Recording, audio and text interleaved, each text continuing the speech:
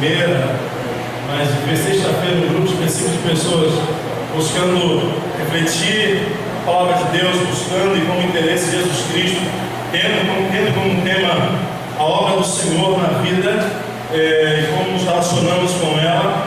É motivo de muita alegria de darmos graças a Deus realmente por seu ter feito e direcionado essa igreja, uma palavra de incentivo a continuarem batalhando, lutando em busca da fé que foi entregue a vocês, como dizem os outros, pela verdade de Cristo Jesus. E como foi falado aqui, é tudo sobre Ele, sobre a pessoa de Jesus. E a proposta feita, o pastor Alessandro, quando foi convidado nessa noite, fazemos uma exposição e tudo ela vai ser baseada no livro de Gálatas. Nós estamos à disposição hoje de um olhar crítico em relação ao nosso evangelicalismo no Brasil, que está acontecendo, esse outro evangelho que tem surgido em nosso meio, como identificarmos isso e a nossa tentativa é de como nós podemos servir ao Senhor nesse cenário tão caótico como Paulo também enfrentava e discernir e falar do evangelho de Jesus Cristo, nosso Senhor. Confiado apenas na graça de Deus, que estou tanta gente, homens mais santos, talvez mais preparados, para o Senhor que estivesse aqui para expor essa verdade, a relação dos irmãos. Que o Senhor nos dê graça nessa jornada, nessa caminhada. Hoje eu vou fazer a leitura de Gálatas, capítulo 1, 1 ao 10. Tentaremos, à luz da Escritura, do texto, refletirmos sobre o assunto e o tema.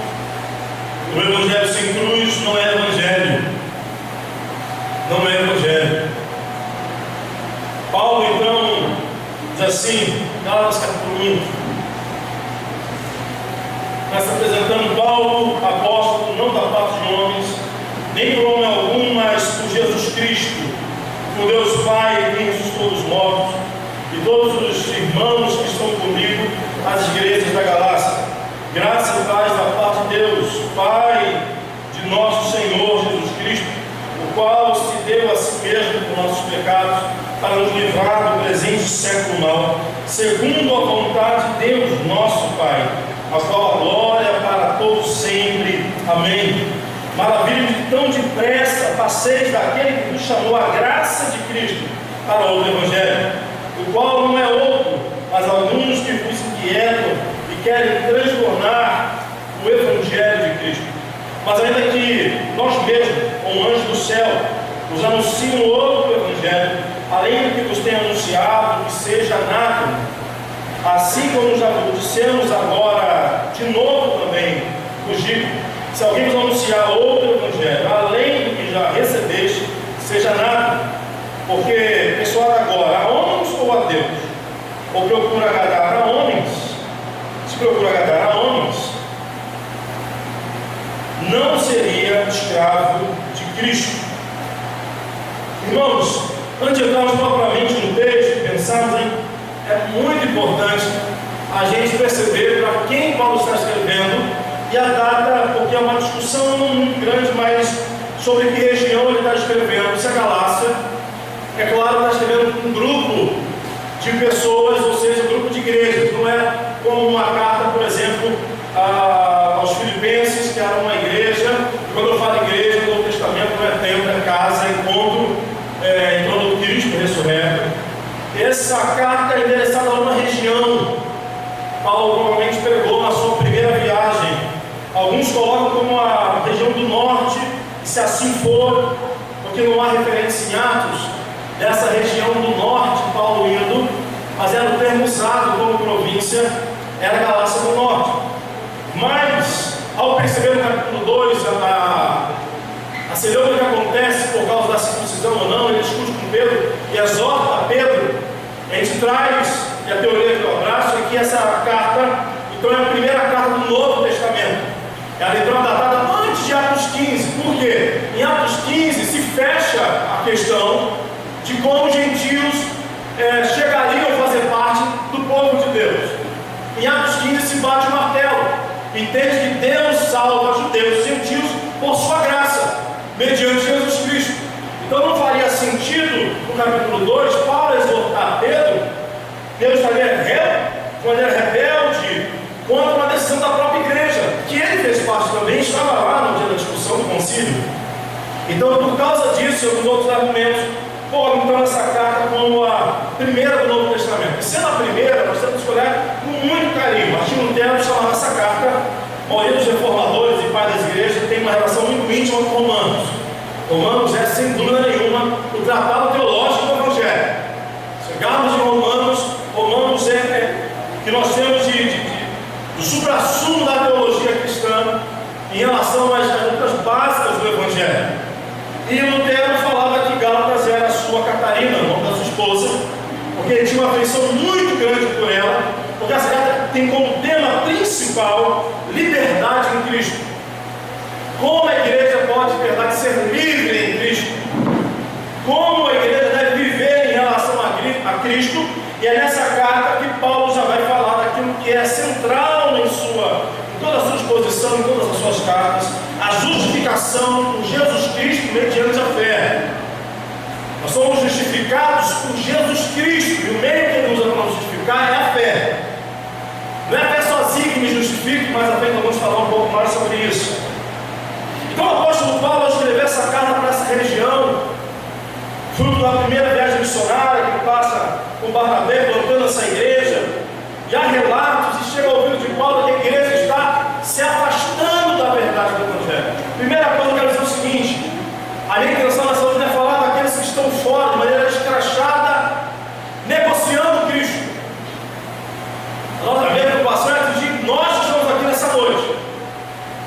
Qual é a nossa real situação do Evangelho? Porque Paulo já coloca de cara que uma igreja pode começar na verdade, sem perceber, e ser levado por vento de doutrina e ficar em estado de perigo.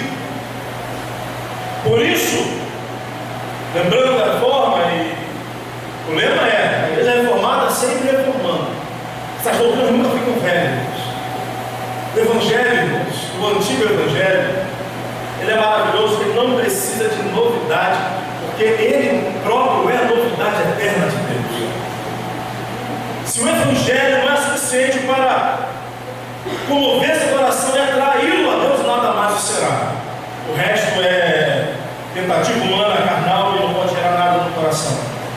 Então, como nós podemos, à luz desse texto que nós lemos, fazer uma reflexão do nosso estado atual e voltarmos ao Evangelho, se porventura estamos flertando com esse outro Evangelho que é tão maldito? Perceba bem, irmãos, Paulo começa se apresentando. E é interessante que Paulo já, como de costume, era a prática das epístolas e das cartas, se identificar logo no início. Paulo então vai falar, quem está falando é Paulo, não mais o Saulo, agora Paulo, porque ele teve encontro com Cristo. Ele vai falar: Paulo apóstolo, não da parte de Deus, nem por homem algum, mas por Jesus Cristo e por Deus o Pai, em que ressuscitou dos mortos. Essa primeira sentença, irmão, nós já temos como base como perceber se uma igreja está caminhando na verdade ou está sendo atraída por um falso evangelho. Paulo me coloca apóstolo em muitas cartas, se não todas, salvo algumas que são pastorais. Ele tem que defender o seu apostolado, porque os seus algozes, os inimigos, usavam que Paulo, por não fazer parte do grupo dos 12 chamados de início, ele não era o apóstolo. Por isso que ele vai defender, mesmo sendo um abortivo, eu sou apóstolo. Então, questionando a autoridade apostolar de Paulo, descredenciava toda a mensagem. E o termo mais próximo do hebraico seria sharia, ou seja, alguém que é nomeado, seria uma autoridade, alguém que cumpria um papel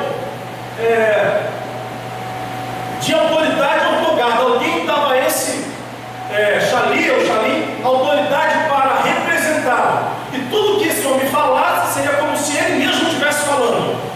Então, quando Paulo fala assim, apóstolo, não da parte de homens, ele fala assim: eu estou falando, e o que eu estou escrevendo é em nome do próprio Deus. O que eu estou falando aqui para a igreja não brotou de um coração talvez amargurado, não de uma intenção leviana ou de pressões humanas, mas vem do próprio Deus.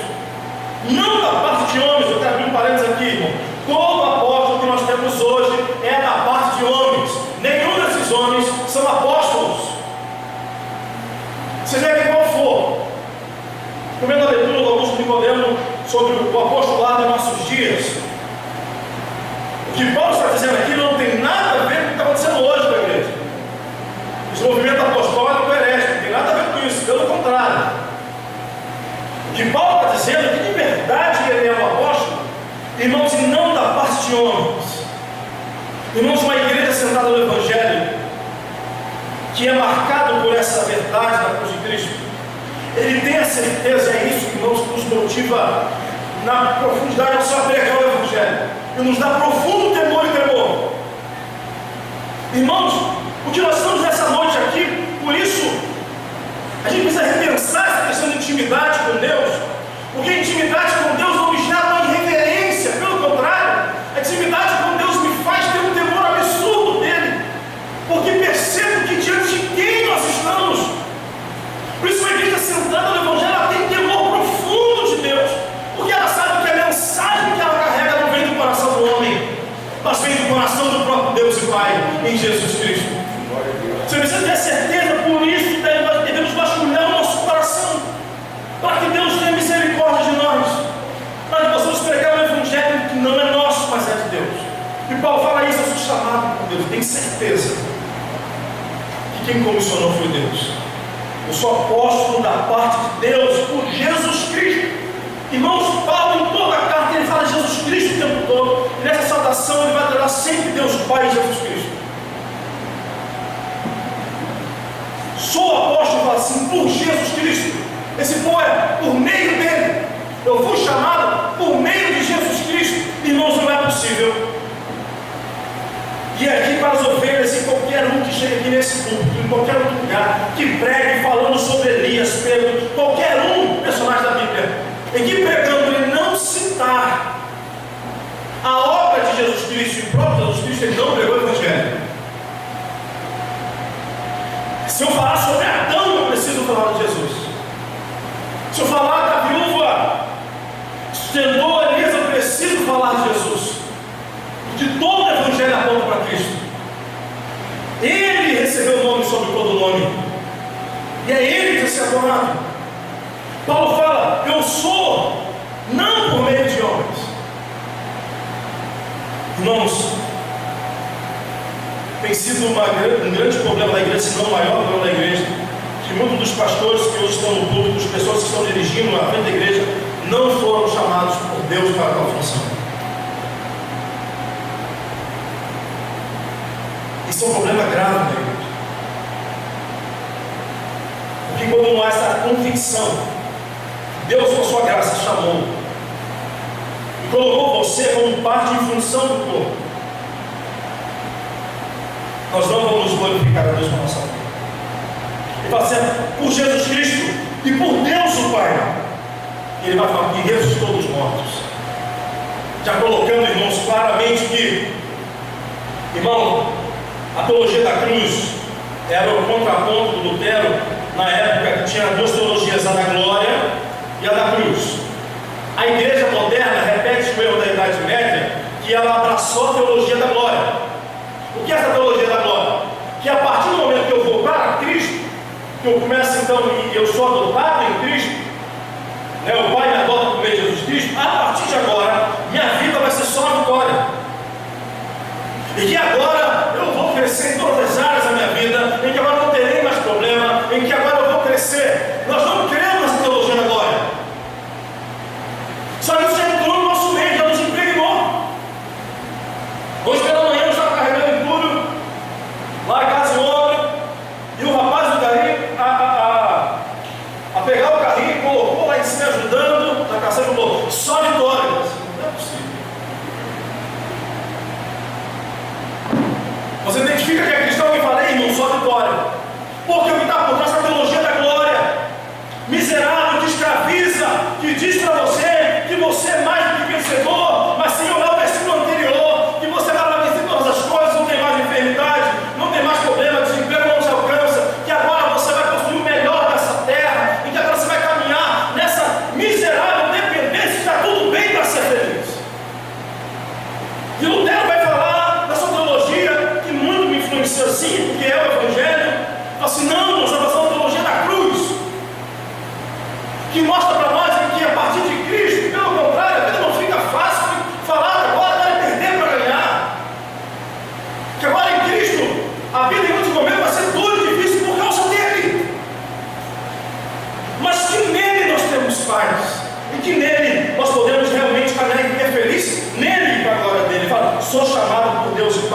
Então, irmãos, a igreja que cresce no Brasil hoje, se é que podemos chamar de crescimento, infelizmente, é uma igreja que abraçou esse outro evangelho, o evangelho da teologia da glória. Esse evangelho mentiroso, surreal, que diz para você e para aqueles que são adeptos dele, que eles não terão aflições. Que agora é só vitória. Não é. Não é. Depois dessa apresentação, ele vai falar para perceber, irmãos, já de início, irmãos, ficaríamos apenas nesse versículo toda noite, falando em profundidade essa oração do apóstolo Paulo. O Deus do Pai é que ressuscitou dos mortos. Paulo teve um encontro com Cristo ressurreto. Isso faz toda a diferença, irmãos, a teologia da cruz, mas a espiritualidade é do domingo da ressurreição. Cristo venceu a morte. E Paulo, porque teve esse encontro com Cristo vivo, ele vai falar, é esse poder de Deus.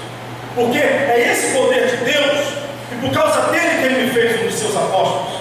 E qual a mensagem que o apóstolo tem para a igreja? Irmãos, é uma carta dura, para usar palavras duríssimas.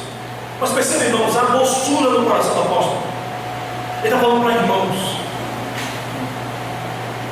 para sermos irmãos que estão comigo, as igrejas da Galácia. Ele sabe que existe ali um povo dentro daquele povo. Tem endereço. Irmãos, essa irmandade não é simplesmente irmãos sanguíneos no sentido nem mesmo de serem judeus também, mas irmãos em Cristo. Está escrevendo a igreja. A igreja é noiva de Cristo. Precisamos sim, irmãos, criticarmos, denunciarmos o pecado, mas sempre, irmãos, com lágrimas nos olhos. O que eu vejo hoje são jovens que não conseguem nem sair do quarto da internet, criticando tudo e a todos, mas não tem coragem de encarnar nada, todo defeito em tudo, mas não encarnam nada na vida. Criticando a igreja de Cristo, mas sem lágrimas nos olhos. Falando de todo mundo e denunciando todo mundo se olhar para a própria vida. Não é isso que Paulo nos ensina a fazer. Estamos aqui com o temor apontando sim os erros, talvez seja em nossa vida, sabendo que é o Senhor que opera e conserta a nossa vida. Ele fala aos irmãos que estão na igreja e na região da Galácia, mas irmãos que são preciosos a eles, gente que ele viu Deus fazendo a obra, transformando as vidas, e o que ele deseja para a gente e para aquela igreja é o suficiente. Graça e paz da parte de Deus e Pai. E mais uma vez ele vai falar do Pai e de nosso Senhor Jesus Cristo. E a pouquíssima vez, se não a única, que Paulo vai colocar Senhor Jesus Cristo, essa tríade falando sobre a pessoa de Jesus. Ele vai falar o seguinte: graça e paz é muito mais que hoje o cumprimento nosso, graça e paz. Essa graça e paz é o que nós temos no Velho Testamento, dentro da bênção, misericórdia. A misericórdia do Senhor seja sobre a sua vida. Irmão, nós temos em nossa vida diariamente, a partir de Cristo, o que todo mundo procura: a graça e a paz de Deus. Ele diz assim, que a graça seria, a paz seria o shalom, que aí no shalom seria a ausência de dificuldades, a paz. Paulo deseja, na verdade, misericórdia e paz. Deseja que a graça e a paz já de maneira clara, aqueles que estavam pervertendo o Evangelho pudessem, ao ler a carta, saber que Paulo está baseado em tudo para falar na graça de Jesus Cristo. Graça e paz da parte de Deus e Pai de nosso Senhor Kyrios, o Senhor. Talvez Paulo não tenha claramente a doutrina da Trindade em sua mente, mas ele coloca Jesus como Senhor, e é essa a verdade. Ele é Deus. Ele é Senhor, é o Jesus e é o Messias. Esse evangelho que eu trago é dele. Olha o que Paulo vai fazer: o qual se deu ou se entregou a si mesmo. Entregou a si mesmo para nos livrar do presente século mal, segundo a vontade de Deus, nosso Pai. Qual vai ser a graça e paz da parte de Deus? É impossível lembrar da graça sem lembrar do sacrifício de Cristo, sem lembrar do que Ele fez por nós na cruz. Amanhã nós vamos gastar mais tempo falando sobre isso, sobre a suficiência de Cristo para a salvação. Mas o Paulo está dizendo o seguinte: É impossível falar da graça sem lembrar do sacrifício vicário de Cristo. Paulo está combatendo, irmãos, aqui uma heresia, que aos nossos olhos hoje seria um capricho do apóstolo Paulo. Alguns falam assim, pastor, não precisa, o senhor denuncia demais algumas coisas, o senhor fala de maneira muito aberta contra algumas coisas. Mas é importante deixar pregar. Eu sempre lembro dessa carta. O que esses homens, irmãos, aqui na igreja na Galácia estavam fazendo, os farisanos, provavelmente fariseus, estavam apenas acrescentando uma coisinha ao Evangelho. E a gente não sabe se é uma tara, se interpretando ele segundo Freud, seria um tara desses homens, mas uma religião era a circuncisão, que era nada mais nada menos que seria a operação de fimose hoje, em que a criança judia faz no oitavo dia, em que ela produz uma vitamina e cada um vai sentir a dor. E que ele estava exigindo daqueles homens, principalmente dos homens, vocês se converteram a Cristo, vocês vieram sim, Jesus Cristo é o Senhor, é pela graça que Ele salvou sim, mas precisa fazer uma coisinha aqui, fazer parte do povo da aliança, é só fazer a circuncisão, fazer uma coisinha só. O que é que custa? É só vício de linguagem. Está todo mundo fazendo uma coisa boa, uma coisa que está acontecendo em todas as igrejas. Paulo vai denunciar de maneira veemente, chamar esses de pervertores do Evangelho. E ao caminhar na série, você vai entender por que Paulo está falando isso.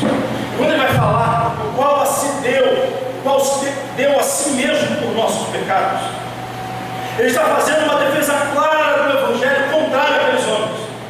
Porque não é possível, no caminho onde a lei, no caminho, irmãos, onde eu tento fazer para ser abençoado, onde a espiritualidade é pautada naquilo que eu faço, onde o Evangelho não mostra Cristo como razão suficiente para viver, existir, em que nele está feita a obra, em que nele está consumado, em que nele está feito, realizado a obra, não há graça. E se não há graça, não há cruz. E se não há cruz, não há Evangelho. Entendeu? Não há Evangelho. A igreja pode fazer boas obras, a igreja pode ter um centro de recuperação, a igreja pode pregar moralidade, pode fazer obras sociais filantrópicas, mas se não prega a suficiência de Cristo para a salvação de pecadores e perdão de pecados, não é uma igreja, não está ali frutificando o Evangelho. É isso que Paulo dizendo quando ele fala, deu a si mesmo. E agradece a Deus Pai por Jesus Cristo, Paulo deu a si mesmo por nossos pecados. Jesus foi entregue por nossos pecados. E não há hoje uma valorização do fazer como fim em si mesmo. E esse é algo sorrateiro que tem atrapalhado a vida de muita gente. Eu creio até que ama Jesus, mas com uma falsa impressão ou de dívida com Deus. Ele quer caminhar agora em serviço a Deus, como se estivesse devendo a Deus alguma coisa. E ele faz, porque lá no fundo ele tem um desejo enorme que Deus olhe pelo feito dele. E baseado no feito dele, Deus está fazendo, entra aqui, servo bom e fiel. Isso traz cansaço de alma, traz um serviço que vai ser sempre contagiado por uma infantilidade e reconhecimento, vai sempre estar pautado quando a dificuldade chega, você vai conseguir entender, eu faço tanto para Deus, por que a dificuldade chega? Eu me dedico tanto a Deus, eu não mereço isso. Quando se torna uma idolatria o serviço, nós estamos distantes de entender o que Cristo fez por nós na cruz. Quando ele fala em entregou a si mesmo, Jesus voluntariamente, ele está lembrando do sacrifício voluntário de Jesus por nossos pecados. Irmãos, Deus Santo não precisa de nós, nem de uma conferência para ser Deus. Deus não está mais feliz hoje, porque a igreja está vendo, olhando a sua palavra. Porque isso é, ele não sofre variações emocionais. Deus não é pautado de sentimentos. Deus não é levado por sentimento. Deus não tem sentimentos. É uma linguagem poética que nós usamos para Deus. Deus tem que nós chamamos de volições, desejo. Deus é ato puro. Deus deseja por isso sempre. Exemplo, nós somos seres emocionais. Deus compartilhou isso com a gente. A diferença é que Deus deseja. Ele não é levado, por exemplo, a emoções que estão no nosso coração, que a gente às vezes nem deseja tanto, mas acontece. Tem dia que a gente acorda mal, triste. Tem vezes que vendo o filme a gente chora mesmo querendo arrancar o baixão, a gente não quer fazer, chorar, mas se emociona. Deus não é assim. Deus, na emoção que Ele demonstra, na ira, no amor, diz tudo isso tem a ver com o desejo dele fazer. Por exemplo, irmãos, Deus, e é maravilhoso quando nós olhamos para Deus, o Deus Trino. Deus, Ele é em movimento. Nós não é um Deus estático, não é um Deus de Platão, não é aquele que deu a corda e deixou o relógio girar e ficou parado. Ele é imutável no seu ser, porque não são variações emocionais desequilibradas, mas Ele não é estático, Ele é movimento. Deus é amor que ama, Deus é justiça que justifica, Deus é bondade que usa de misericórdia, e Deus na eternidade está satisfeito consigo mesmo. Deus na eternidade não precisava criar coisa nenhuma para ser Deus, ou para preencher um vazio existencial em Deus, que seria simplesmente capricho. Ele basta em si mesmo, isso é a definição de Deus. E faz todo sentido Deus ser trino, porque o amor, e eu pensava muito nisso, esse Deus é narcisista, egoísta. Tudo pro louvor da glória dele. Tudo para isso, para que isso? Necessidade é essa de glória? Você acha que o aplauso mesmo faz Deus ficar aqui como aplaudir? Eu pensei que ele não aplaudir. Você acha mesmo que Deus assim mais esse corado? Não é para ele, seria para ele mesmo, né? Não. Por quê? Porque a glória de Deus, irmãos, é um conjunto dos seus atributos. Excelso amor, justiça, benignidade. Esse conjunto de atributos de Deus formam a sua glória, revelação máxima do seu amor. E perceba bem, irmãos, não há nada mais, ainda que seja mistério tremendo, como dizia Agostinho, a Trindade, porém faz todo sentido, porque o Pai, sendo amor, faz todo sentido ser Pai, e é Pai desde a eternidade. Ele derrama o seu amor, e para Deus amar, que é justo, bom, santo, perfeito, e esse movimento de Deus é em alguém. E se alguém precisa ser como Ele para Ele amar, senão o amor dele não seria santo e justo. Então Ele ama o Filho desde a eternidade. E essa relação de amor entre Pai e Filho, eternos, é o Espírito Santo. A relação de amor entre o Pai e o Filho é a pessoa bendita do Espírito Santo que entrelaça nessa dança cósmica da Trindade, que se movimenta em amor e misericórdia, sem precisar de nada. Desde a eternidade tu és Deus, vai se gloriar. E esse Deus maravilhoso, sem precisar de nada, resolve por meio de Cristo e no poder do seu Espírito criar para revelar amor, graça e justiça, e já na criação demonstra misericórdia, em que o Filho é morto antes da fundação do mundo, porque para criar ele já sabia todas as coisas, e decretando tudo, sabe que esse povo vai pecar contra ele, mesmo assim, em amor, que ama, em justiça que justifica, já sacrifica na eternidade, para que na história Jesus entrasse e se entregasse a si mesmo por nossos pecados. Irmão, significa que o Deus e o Pai, Jesus é a pessoa do Espírito Santo, resolveu na eternidade não ficar sem seus filhos, nos juntar a essa dança da Trindade, nos amar. E Jesus chegou e fala: se deu por nossos pecados. Acrescentando uma coisa, somente no Evangelho eu tenho essa certeza de perdão de pecados, porque quando eu faço a opção humana, natural, da religião, que é isso, irmãos, toda religião prega o Evangelho sem cruz, toda religião diz: se esforce, toda religião faça boas obras. Há um aspecto do Evangelho em que todos vão abraçar, inclusive o homem e o ímpio que odeia a Deus. Nenhum homem, ainda que seja ateu, vendo você tirar uma criança da rua e dando abrigo, vai condenar essa ação. Vai falar: que ação boa,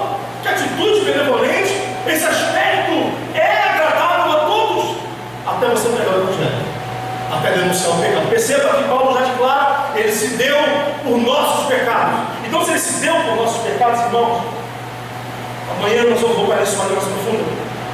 A teologia da cruz, mas ela é uma ofensa. Como se eu gloriasse na cadeira de rodas. O sacrifício de Cristo não foi algo bonito, agradável, pelo contrário, a cruz faz esse paradoxo para mim. Irmãos, as mulheres eram proibidas de morrer na cruz, nenhum cidadão romano, por pior que seja, pedófilo, assassino, não poderia morrer na cruz, porque era tirar a dignidade do cidadão romano. As mulheres não podiam morrer porque era uma morte tão terrível que desfigurava, e era horrível demais uma mulher daquele jeito. Todos, sem exceção, na morte de cruz se urinavam e defecavam, duravam dias em sofrimento e agonia. Com certeza, em registro histórico, relato, eu posso afirmar que nosso Jesus também se urinou e defecou no próprio corpo, porque as dores foram reais.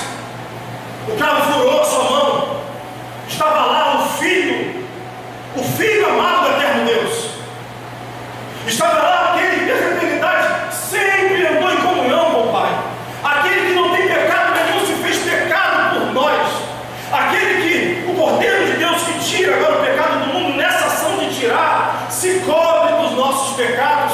Jesus foi o homem que mais sofreu na face da terra, porque lá na cruz, ao se entregar, ele foi abandonado pelo Pai, para que seus filhos nunca sofressem isso. Por isso que é uma afronta pregar outra coisa. Por isso que não faz sentido a gente se agarrar em obras para ser salvo. Por isso que não faz sentido esse evangelho que traz muito mais neurose e culpa do que libertação. Cristo se deu por nossos pecados. Aleluia! Você entende isso?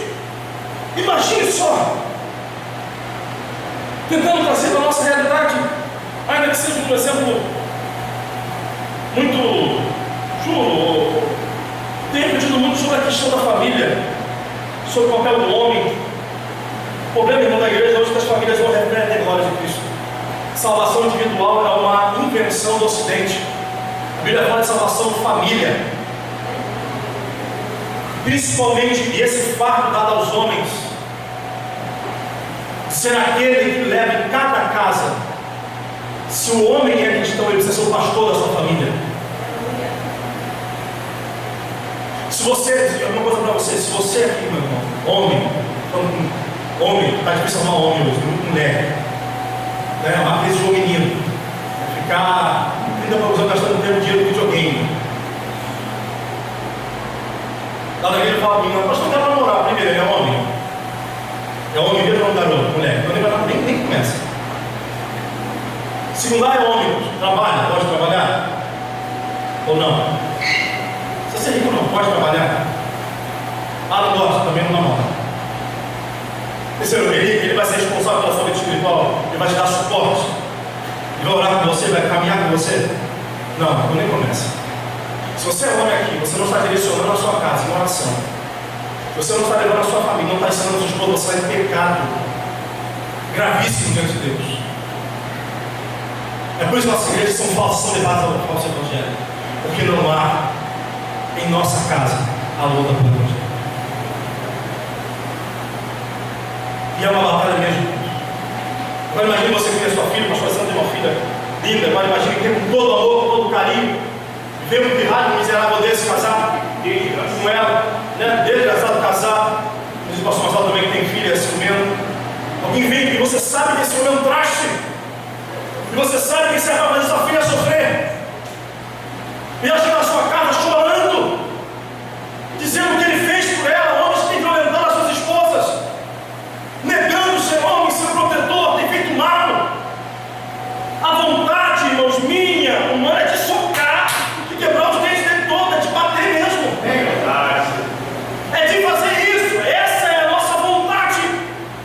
É isso que Deus sente no sentido de novo, o pai decidiu, por amor de Deus, filhos. E a Bíblia fala que o Senhor é o marido da igreja, esse marido é ciumento. Na palavra das mulheres, vocês são preciosas demais. Vocês valem muito para Deus. Vocês precisam em Deus perceber isso.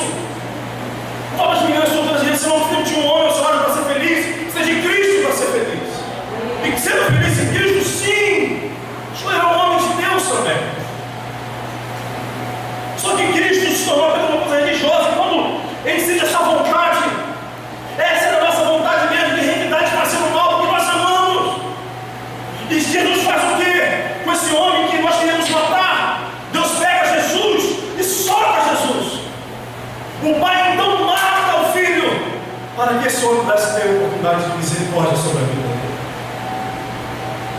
Essa é a diferença do nosso Evangelho. Mas para nós é uma volúpia absurda de cumprir regras, uma vontade apenas de cumprir, com medo enorme do terror de Deus, e não amor por Deus, por esse Deus que me amou primeiro. Paulo vai falar que ele se deu por nossos pecados para nos livrar desse presente século mal, desse sistema do mundo, desse sistema diabólico caído, que cegou o entendimento dos incrédulos, porque nesse sistema, irmão, o que rege a religião humana, farisaica, e essa religião do comportamento apenas, irmãos. Como saber se do Evangelho, eu dou uma religião do Evangelho sem a cruz. Irmãos, eu estou atrás de sentir coisas, ou sou apaixonado pela verdade do Evangelho. Eu sou alguém de fato de saber que sou perdoado por meus pecados, e não apenas dos de ontem ou dos de hoje. Eu sou perdoado para sempre, dos pecados do passado, presente e futuro. Irmãos, e não fiquem com medo de fazer libertinagem, não, porque o Evangelho muda o coração, transforma o ser. Quando ele vai falar que ele se deu por nossos pecados daqui, irmãos, a base da pregação do Evangelho, e que tem faltado em nossas igrejas, é assustador ver como nós não nos debruçamos e não nos sentimos completos na obra vicária de Cristo. Ele se deu por nossos pecados para nos livrar do presente século mal, e faz tudo isso segundo a vontade de Deus, o Pai. Ele faz tudo isso segundo o Pai, ou seja, no decreto eterno, Deus, por meio de Cristo. Perceba bem, irmãos, porque Paulo vai falar Pai o tempo todo aqui, como nenhuma outra carta antes. Ele vai falar que Deus, o Pai em Jesus, Deus, o Pai em Jesus, opera a obra, e a obra, irmãos, foi feita e está consumada, trazendo perdão dos nossos pecados. É o que nós mais necessitamos, irmãos, perdão dos nossos pecados. Então ele termina essa saudação com doxologia, louvor a Ele, qual seja a glória para todos sempre, amém. Vamos sua vez que uma igreja centrada no Evangelho da Cruz, exercendo o Evangelho de Jesus, o louvor vai ser voltado e pautado em Jesus. E vivemos hoje uma briga enorme entre Jesus e o homem. O homem é o número. As músicas são humanistas, a preocupação é de como sentir à vontade, irmãos, em qualquer lugar em que a cruz é apontada como sinal de vergonha e dor. Mas que seja bonito, eu amo o sinal, mas irmãos, é sinal de vergonha. Ao mesmo tempo, foi lá nesse lugar de vergonha que o Senhor mostrou toda a sua graça. Aleluia! Então a cruz deve lembrar para mim quão terrível eu sou, mas o quanto maravilhoso Ele é. Aí o que brota disso, o que emerge, é uma igreja que louva ao Senhor, que não se contém em adoração diante dEle, não pela canção ou por momentos, mas pela razão da alma, encontrar descanso no perdão de Cristo, e sabendo que Ele é o Senhor e seus pecados foram perdoados. Você é um louvor, seja louvado seja o nome do Senhor, porque não há nada mais daquele que o penitente está precisando do que ouvir essa bendita palavra: perdoados estão os seus pecados. Glória a Deus. E quando essa palavra chega para você, acaba o poder do passado, acaba, Senhor, acaba esse poder do presente, século mal, das afrontas, acaba, e você sente apenas paz em Jesus Cristo, segundo a vontade do Pai, não do homem. Irmãos, qual tem sido aquilo que leva você à adoração? Se prostrar diante dele deve ser a obra de Jesus Cristo. Aí Paulo começa a dizer: eu estou de boca aberta, não acredito. O maravilha, eu estou querendo maravilhar aqui, eu uso uma sarcasmo, mas não é possível. Não é possível você sair tão depressa, daquele que vos chamou, daquele que vos chamou, essa palavra, chamou. Dentro da teologia da graça, a doutrina da graça, esse chamado é eficaz. Para aqueles que nos chamou, nós estamos expondo lá na igreja pequenos livros, grandes verdades, a carta de Judas. Já fala também daqueles que nos chamou. Ele sabe que aquele que está onde está porque o Senhor chamou. Esse chamado eficaz, essa voz que vem e chama você para Ele, e você vai atraído pelo seu amor. Esse chamado que Deus faz para Paulo, eu falo assim, em Atos 9, não adianta, Paulo, você vai perder parte de lutar. Você vai perder, porque eu escolhi você para mim. É esse chamado que vence a gente no seu amor e graça. Então eu falo assim, como é que você é tão depressa daquele que vos chamou? Paulo Borges, se não fui eu que fiz a obra aí. Irmãos, irmãos, eu fico desesperado quando eu vejo a espiritualidade da igreja hoje, é o fast food, junto com a questão do nosso tempo, né? Da idolatria, da urgência. Inclusive tem um livro com esse tema, fugindo da idolatria da urgência. O nosso argumento maior para não fazer um monte de coisa, falta de tempo.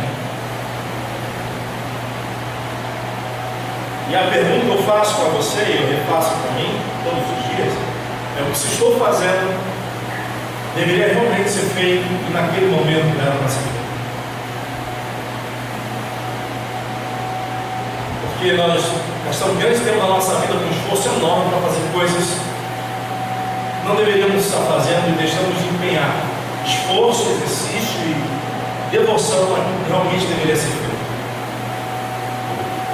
E fala assim, como é que vocês saíram do quarto? Essa maravilhosa mensagem, daquele que nos chamou, foi que Cristo chamou que é o Evangelho da graça, chamou esse Evangelho que não tem como pagar, que não tem como ter mérito, é Deus derramando um favor imerecido, é Deus realizando, é Deus para a glória de Deus, saindo desse Evangelho para um outro Evangelho, o qual não é outro, assim, ele vai usar assim, não é outro, não pense que haja outro, não há outro Evangelho,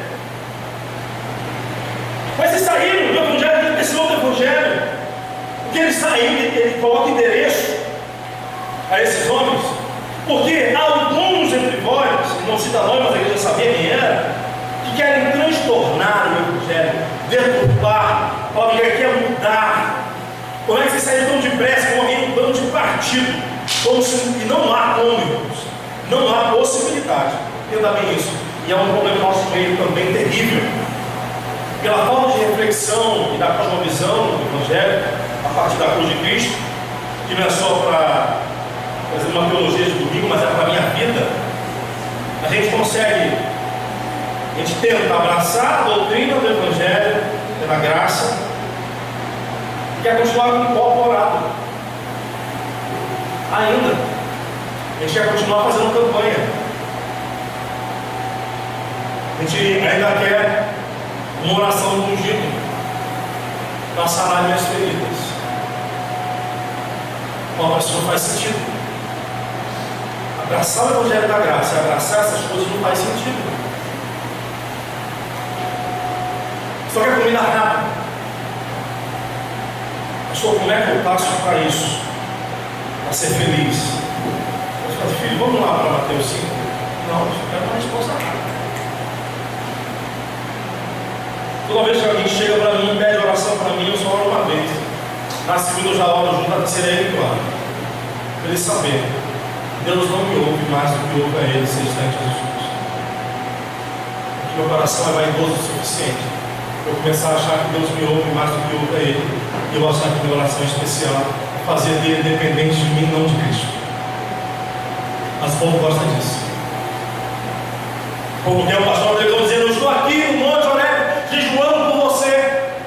Eu estou aqui dentro dessa lama, eu estou aqui dentro desse negócio, lutando por você, para que você receba uma vitória no seu casamento, para que você tenha seu filho livre das drogas, para que você tenha sucesso financeiro. Você está passando pelo filho das drogas, problema no casamento, esse homem aparece como solução para você.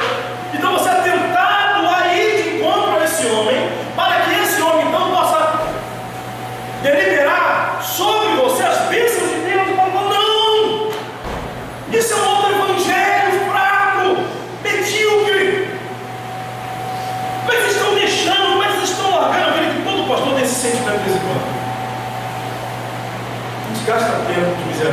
a Bíblia fala. Lê a Bíblia, a gente chora, ora, caminha. Você não vai não fazer mais. Assim, não é possível. Vamos à parede. Eu tenho essa impressão mais 5 vezes no ano. Eu não estou pregando para ninguém. E é bom que Isaías me traz muito conforto, Jeremias, os profetas. O Senhor não nos chamou para resultado, o Senhor nos chamou para sermos fiéis. Mas Paulo está aqui dizendo assim: não é possível. Como é que vocês conseguiram sair do Evangelho da Graça, dessa maravilhosa, desse chamado de Cristo para ser dele? E ele usa a graça como contraponto à lei. Perceba, irmãos, eu tenho que confessar aos irmãos, esse falso Evangelho, ele é estético. E na estética ele é mais bonito, porque é coisa horrível, gente. Ela denuncia o nosso pecado. Paulo vai falar de pecado nos primeiros versículos. O outro Evangelho, irmãos, ele é mais estético. Ele é mais nosso psique, nossas emoções é elevada por esse outro Evangelho muito fácil. Porque esse Evangelho coloca o caminho da possibilidade. E da possibilidade meu orgulho vai junto. E eu gosto muito quando eu consigo jejuar. E agora eu acho que estou cheio do poder de Deus porque jejuei. E quando eu não entendo que jejum é para a alma na moral ser amado, é para ser cheio de Cristo, não se achar mais do que ninguém. E eu saio me achando cheio do poder de Deus, expulsando todos os demônios no nome de Jesus, fazendo milagres no nome dele. E eu começo a achar que realmente eu sou uma bênção, eu sou diferente, eu sou acima. Isso é o Evangelho. Dá muito mais glamour ao pastoreio. Pastor é um super ungido, não pode nem se conta. Ele é melhor porque ele traz ego e fala assim: você é isso mesmo. E olha só, irmãos, não é melhor ouvir que você amou o teu filho? Na verdade, você é precioso, você vai mais para o teu filho, você mais vai preciosa. Aí vem Paulo e fala assim: você não é nada disso, você é uma porcaria.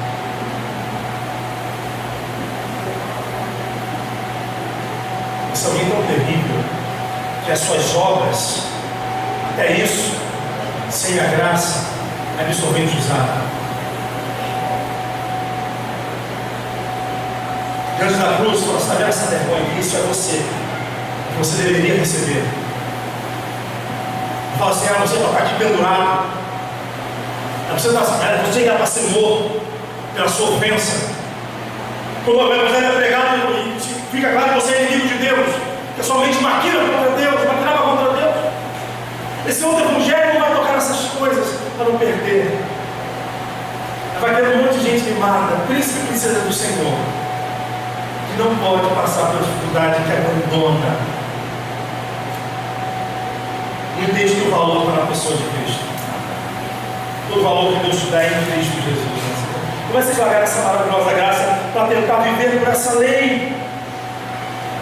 Aí Paulo, então, ele é irredutível. Paulo está nesse contexto. Parece que Paulo em Atos é muito mais tranquilo.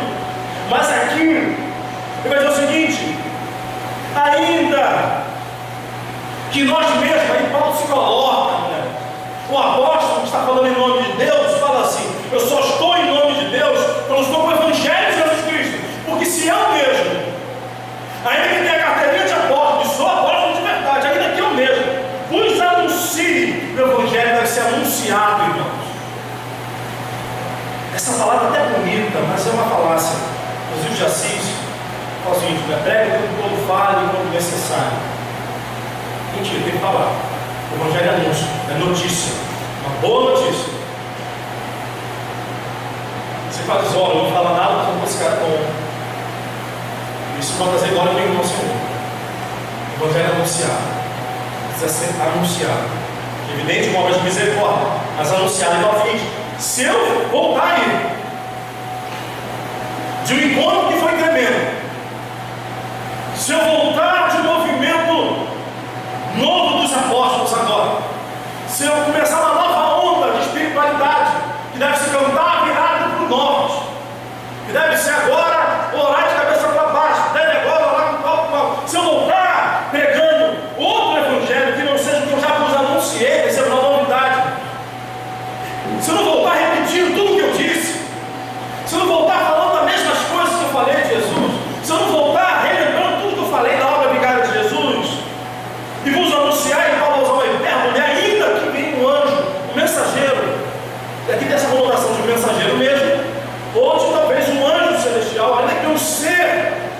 Eu oro às vezes para que isso não aconteça. E 100 anos a igreja vai passar desgraça, mas a gente espera anjo. Acabou. Se vier um anjo, a gente vai ficar com de olho na bandeja do anjo. Você não tem que derrubar a bandeja do anjo. Está passando com a vitória na mão, a gente vai ficar tão atrás do anjo, de maneira que ele vai falar. E ele vai pegar, o cara nem saber, o cara é uma bênção. Mas Paulo assim, ainda que vinha um anjo e vos anuncia um outro evangelho, que você é anunciado, ele vai usar a palavra anátema. Que no grego é completamente, é o oposto da graça. Será amaldiçoado pelo próprio Deus.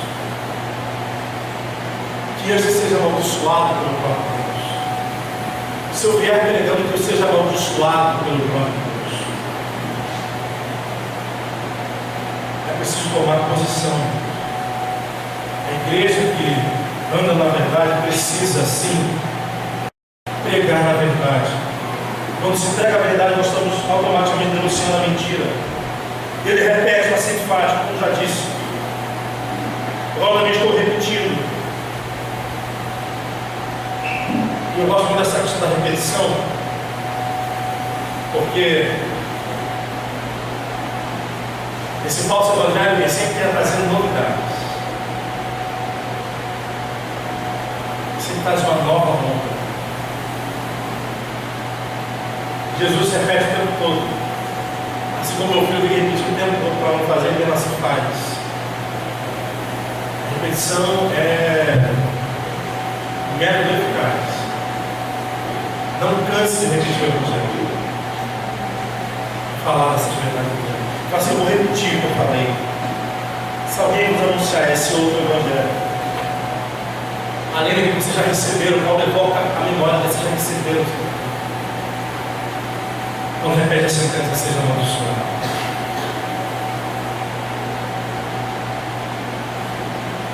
Doutor, ele vai falar assim: estou querendo agradar a Deus ou a homens. Porque a marca do falso evangelho, da igreja pelo falso evangelho, é que ela agrada muito ao ouvido, como falamos antes. É mais agradável. O ouvido vai dar tudo certo. Como aquela canção: vai dar tudo certo. O que você falar de repente para alguém assim: ó, não sei se vai dar tudo certo, mas eu posso te afirmar, dependente da união em Cristo, se você é de Cristo, você está seguro dele. Amém. Irmãos, como a igreja pode, como nós podemos hoje olhar para nós mesmos, alguns desses textos que nós lemos, algumas adorar não poder delongar tanta coisa. Como é que nós podemos nos guardar de sair de uma da maravilhosa graça desse próprio Evangelho? Como podemos perceber no nosso coração em relação a isso, ainda que eu creia que aquele que realmente comprou o Evangelho da Graça não vai largar, não vai abandoná-lo, mas há períodos da vida assim que nós podemos, por algum momento, nos deslumbrarmos nesse outro Evangelho. A igreja assim pode passar por transtornos em relação a isso, como nós temos passado em nosso dia. É desesperador, é desesperador. Você vê que essa espiritualidade pautada no fast food, com aquele que quer revelação, que o outro guru, que traz uma palavra revelada, que não é Bíblia, que não é do Evangelho, em que as pessoas estão atrás procurando igrejas cheias, lotadas de gente atrás, e correndo atrás do vento, criando um Deus para si mesmo, que realmente aí é como diz, esse Deus que já nasce morto, que é um Deus do próprio ego, invenção humana, agradável ao ouvido, que não denuncia o nosso pecado, que não nos chama para o arrependimento. Como se ter livre dessa tentação que desde o Éden já caímos lá em Adão? Não foi Adão que pecou, não fomos nós que pecamos em Adão. A gente quer até hoje se livrar disso. A gente não consegue entender que nós estávamos em Adão pecando. Não foi Adão e Eva que pecou sozinho, não. Nosso representante que estava lá, nós éramos Adão. Nesse pecado que já nasce em nós, que tenta nos seduzir, só somos livres por essa graça. Como não voltar? Como não voltar? E como não sair para esse outro Evangelho pomposo, numeroso, um status de poder, estética e aparência, como já em Caim já aparecia, em que Caim vai oferecer para Deus, me ofereceu, é que me ofereceu melhor. No caso da Bíblia diz que me ofereceu melhor. Porque o pessoal está trazendo o dízimo, não, ele não deu a primeira parte, nenhum da Bíblia também diz isso. O único que vai trazer luz para a gente é Hebreu, para falar que Abel ofereceu pela fé. E que o culto de Caim é maravilhoso, é estético, é bonito, cultivava planta, flores. Imagine só o culto de Caim, que beleza. Imagine em cima de uma pedra, flores, fruto, ele lá oferecendo para Deus, bonito o culto. Aí vem Abel, já mergulhado talvez no silêncio, lembrando da história de papai, talvez voltava para ele, dizendo: morávamos no jardim até que nós pecamos contra Deus, fomos expulsos de lá, nós somos mergulhados com isso. E Deus lá, e o Pai, o Senhor lá matou uma ovelha, já matou um bicho para nos vestir, já lá no Éden, o sacrifício já acontecendo. E aí Abel vai pegar a ovelha, porque a pastora vai matar, e vai dizer: irmãos, não é bonito, ele tem uma beleza nenhuma com isso. O carneiro, uma ovelha sangrando, Abel com sangue na mão, imagina, calado, eu queria ir para o culto de Caim, é uma bênção.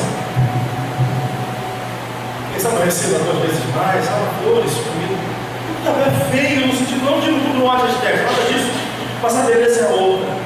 A beleza se encontra no cordeiro, que é oferecido e pela fé oferece, pela fé, sabendo que não tem condições de si mesmo de oferecer nada a Deus que não seja do próprio Deus.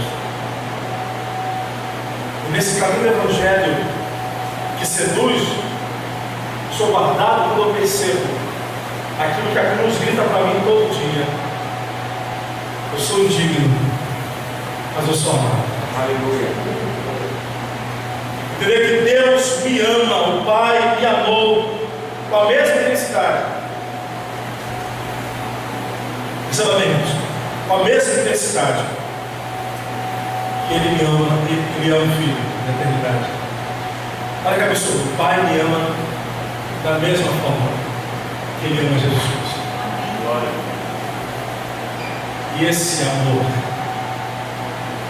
é um lugar seguro, a minha garantia nele. Eu quero terminar apenas lembrando que para mim é central o Evangelho que mantém a igreja saudável, a exposição da justificação pela fé em Cristo somente. Irmãos, a justificação pela fé é o termo que Paulo vai usar nessa carta também, que é uma declaração forense, é um juiz declarando, de fora, não alguém se torna justo, mas é o juiz que considera e declara ele justo. A justificação pela fé, nós vamos entender o seguinte, que o Pai, então quando Cristo, que é o autor, isso está em presente em todo aconselhamento que eu faço em qualquer ambiente. Eu pergunto uma coisa para você, eu pedi para alguns irmãos da caminhada. Lembra de uma coisa? Jesus orou por você e foi chamado por Ele. João 17: Pai, eu peço que eles glorifiquem ao Senhor assim como eu glorifico. E como é que Jesus trouxe a glória e revelou a glória de Deus? Mostrando os atributos de Deus nele, mostrando amor, justiça e misericórdia nele, revelando o amor de Deus ao mundo. E como é que nós vamos revelar a glória de Cristo? Consequentemente a glória do Pai também seguindo, encarnando a mensagem de Cristo, porque esse é o fim último, a glória de Deus, a majestade e glória de Deus. Nós nos deleitamos nela. Então, você acha que o Pai ouviu o Filho? Jesus orou por você, meu irmão. Você está vendo de quê? Jesus orou por você. Se Ele orou por você, mas Deus não ouviu, o Pai não ouviu a oração do Filho. Você só pode estar seguro disso. A justificação me lembra disso, que é injusto, porque eu não consigo cumprir a lei, eu não consigo cumprir os mandamentos, eu não consigo cumprir o que Deus falou. E o outro evangelho coloca a possibilidade em que no evangelho de Cristo coloca impossibilidade total. No evangelho, no outro evangelho, eu posso não deitar com alguém que não seja minha esposa. Jesus vem e fala assim: não é isso que ele está dizendo. Ele está dizendo que se você olhar, desejar, em seu coração já fez, já consumou. O não matarás não é só lá e atirar, não é homicídio, é aquele que odeia seu irmão homicida. Aí o resultado é todos os pecados. E agora, como esse homem injusto vai chegar diante de Deus? Como esse homem injusto vai se sentir amado por Deus? Na justificação isso acontece. Eu vou diante da cruz de Cristo e, percebendo a minha incapacidade, reconheço meus pecados, a minha injustiça, e percebo que eu não tenho justiça em mim mesmo, ela tem que vir de fora. Em que Jesus pagou a minha dívida. Na justificação nós temos o lado negativo, em que Jesus agora assume todos os meus pecados. É como se ele pegasse todos os seus pecados mais terríveis, aqueles obscuros, ele levou sobre ele. Ele pega os seus pecados e carrega sobre ele. E Deus olhou, o Pai olhando para ele pecador, agora não como filho, mata na cruz, satisfazendo a sua justiça. O pecador tem que morrer. Sabe, do pecado é morte. Nele é feita a justiça. Mas não somente agora. Ao lado positivo da justificação. Para o lado positivo da justificação agora, que Deus me declarou justo, porque foi apagado o preço, foi pago o preço, eu fui perdoado o meu pecado. Eu estaria zerado de Deus, mas não é só isso. O que o Pai faz? Ele joga toda a justiça de Cristo em mim. E agora o Pai considera você filho, mas não apenas filho, mas o Filho de Deus em você. Ele agora considera que foi você que entrou no templo e expulsou aqueles vendedores. Ele considera que você que foi para a cruz. Toda a ação que Jesus fez em justiça, tudo aquilo que ele fez positivamente, tudo que ele fez em perfeição, Deus considera como se fosse você. Você está entendendo isso, meu irmão? Tudo que Jesus fez é colocado em sua conta. Ou seja, é por isso que Paulo está falando: quem você trabalha nessa conta? Eu só posso ver livre quando a minha satisfação está plena em saber que Deus me declara justo em Cristo, em que nele o autor e consumador da fé, o Argon, é aquele que joga a primeira pedra, consumado, de arquiteto, Argon, que lança o edifício, consumado é de levar até o final. Ele é o autor e consumador da fé. Ele fez todo o trabalho para que você e eu pudéssemos gozar da presença do Pai, do amor do Pai derramado em nós, abandonar esse evangelho, além de possível, uma afronta a esse preço. A graça é de graça, mas foi caro demais ao Pai. É o Filho da Mãe. Vamos ficar de pé.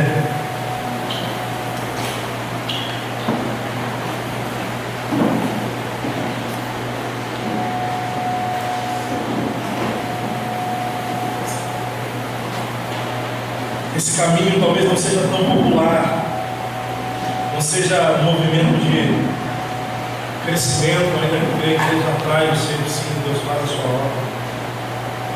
Mas hoje, ver você aqui, eu já posso ver que é Deus agindo em graça e misericórdia nessa igreja, com você que está. A sua alegria, a sua satisfação, nós vamos trabalhar com mais de São Paulo. A igreja só se mantém saudável quando ela está satisfeita com Cristo, com essa mensagem do céu sobre nós, dizendo que Deus nos amou, e que arredar o pé dessa graça é a pronta hora da cruz de Cristo. Por isso, a prática é confiar, é se entregar lentamente a esse amor de Deus por nós, sem reservas.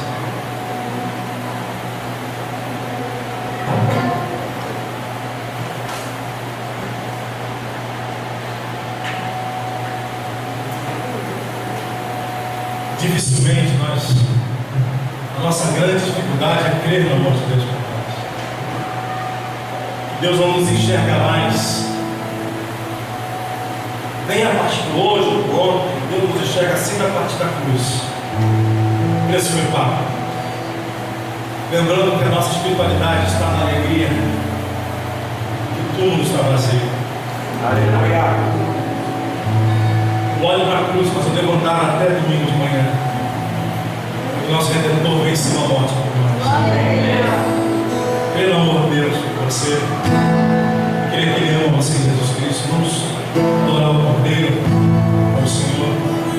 Quem ciúme de mim, o seu amor é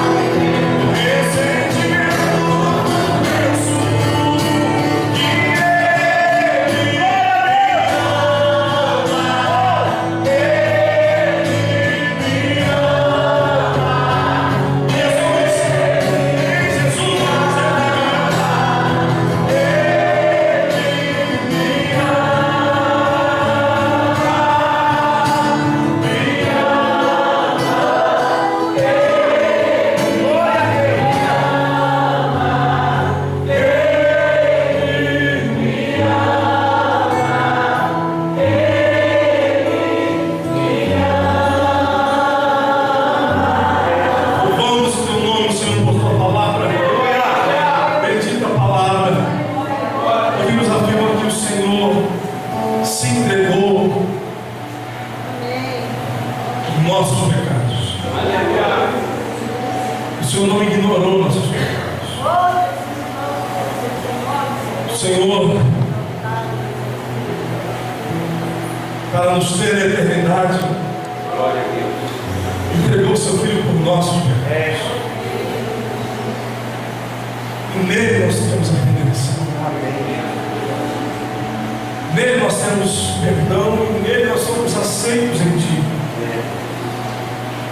Não nos deixe nosso coração seduzido por outras palavras humanistas que acariciam o nosso ego e não denunciam o nosso pecado. Mas toda vez que pecarmos, falharmos, lembra, nos constranja com o seu amor. E que possamos arrependidos viver nessa real esperança. Que Ele se deu por mim, se entregou por mim, nos nossos pecados, para que pudéssemos ser filhos de Deus. Não deixe a tua igreja abandonar essa graça. Bendita graça. Glorifica o teu nome. Nossa, lava o nosso entendimento, enche o nosso coração de resplendor, de senso de maravilha por essa mensagem. Quem nos amaria assim? Como mergulhados nesse amor para nos caminhar em novidade de vida, e olhar para a vida a partir dessa realidade. A cruz de Cristo, do Cristo desfigurado, mas vencedor, apaixonado ao ponto de sair e abrir mão da glória para vir resgatar o miserável pecador. Aplique a sua mensagem no nosso coração, no nome do Senhor Jesus. Amém. Sentar, meu irmão, Deus te abençoe.